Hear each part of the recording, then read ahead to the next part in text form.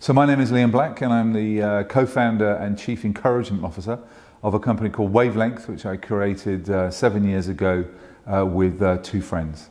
Before I created Wavelength, I was CEO of a number of businesses, and one of the things that I used to think about a lot was, how do I learn to be a better leader?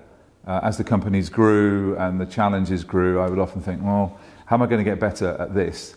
And that's what led me to create Wavelength with these two mates of mine. And basically what we do is we bring lots of leaders together from different industries and different sectors from all over the world to learn together how to be better leaders.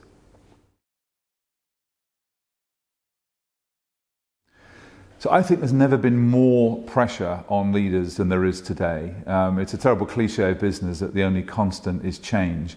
Everything is changing. Digital is disrupting everything. Funders and investors want more for less. Employees want certainty in a world where it's increasingly impossible to give them that certainty. And generally, the public is very suspicious of large organizations in business, in the media, and in politics. So the need for leaders to lift up their head, get out of their own silo, get out of their own world, and look at what other leaders are doing in other sectors and other industries has never been more important. I think the real value of leaders looking outside of their own industry and their own sector is, it's dead easy when you're running your own company or you're a senior leader in someone else's company to just focus on what you're doing and think you're the only company or sector sitting with this particular problem.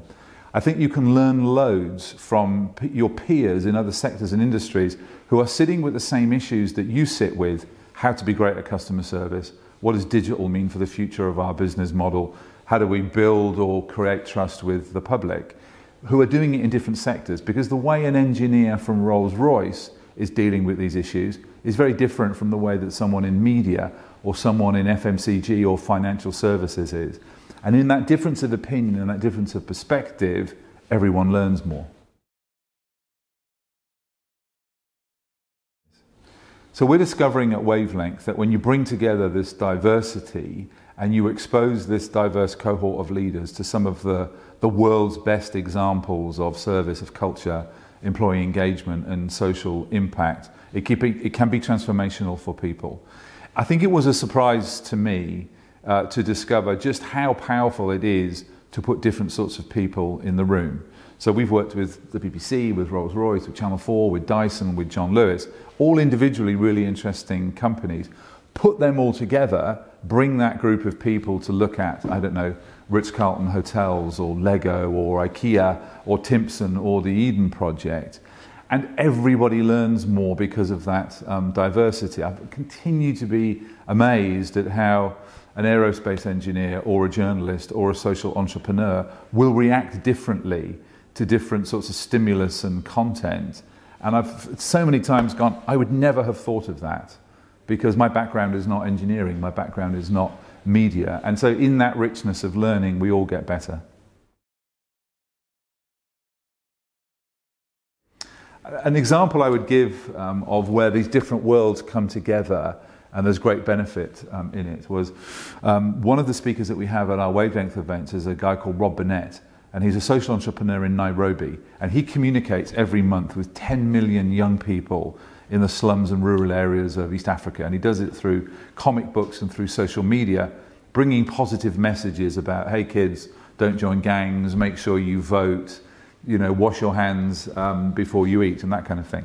And he was speaking to a group of our Wavelength leaders, and there was a guy there called Tom Lane, who's the COO of RBS.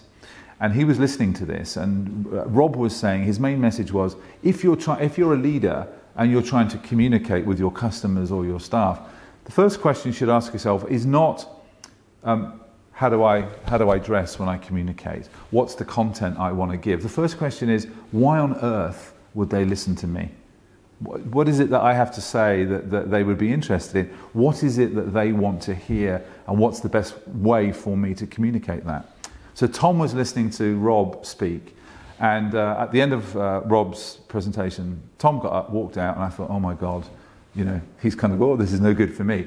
And I went out to see him. I said, why did you walk out? And he says, I'm phoning back to base to tell them to suspend all the work we're doing on our current internet strategy in talking to our SMEs, because we have not asked ourselves that question. Why on earth would they want to listen to us? We've not tried to get into the minds of the audience. We've been so caught up in our own stuff that we think inevitably they'll be interested in, but maybe they won't, and maybe we need to find that out. And Tom said to me, if you'd said to me before coming into that room, it would be a social entrepreneur from Nairobi who would give me that insight, rather than a leader from another big company, let alone a communications or a marketing agency, I probably wouldn't have believed you. So I think that this imperative of finding out what's going on outside of your industry, outside of your silo, isn't a nice to have. I think it's an absolute must have. So if whatever industry you're in, if you don't know what's going on in Silicon Valley, for example, you could die very quickly. Your business model could be killed really, really quickly. So I think there's obviously some negative drivers about why you need to find out what's going on elsewhere. But I think there's a really positive story to be told as well about that. And I think that there's so much learning to be had. There's so much inspiration to be had around innovation, service, all the things that all leaders are interested in. So I think it's a mindset. I think that I've worked with over 600 leaders over the last few years, and I noticed that for some of them it's really difficult for them to move out of their comfort zone. And there's every reason, isn't there, on a day-to-day basis when you're leading an organisation, not to invest in your own learning and your own insight. There's always really a good reason not to do that. But I think people do have to push themselves outside of what they're comfortable with, because the changes that are happening and the changes that are coming for business are so huge that I think unless you're causing yourself a bit of pain in your learning, and by deliberately investing in your learning and looking elsewhere outside your industry, I think you're going to be in trouble. And I find that leaders differ in the way that they approach it. Some people are a bit closed and think, well, actually, I'm in my mid-40s now and I've got my MBA and I've got an important job. What could I possibly learn from elsewhere? And the kind of answer to that is, well, actually, if you've got that mindset, you probably learn nothing from elsewhere. Where I think it really works is where people have got a strong curiosity.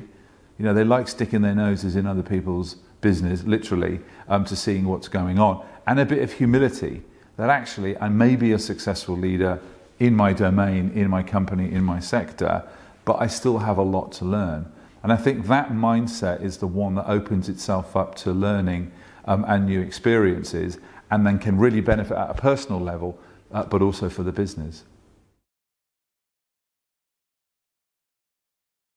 So I'd like to end this interview with 3 questions to any leaders who are watching.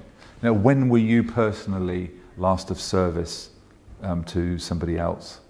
When did you genuinely learn something new which was of use to you as a leader? And when did you last look outside your industry for inspiration?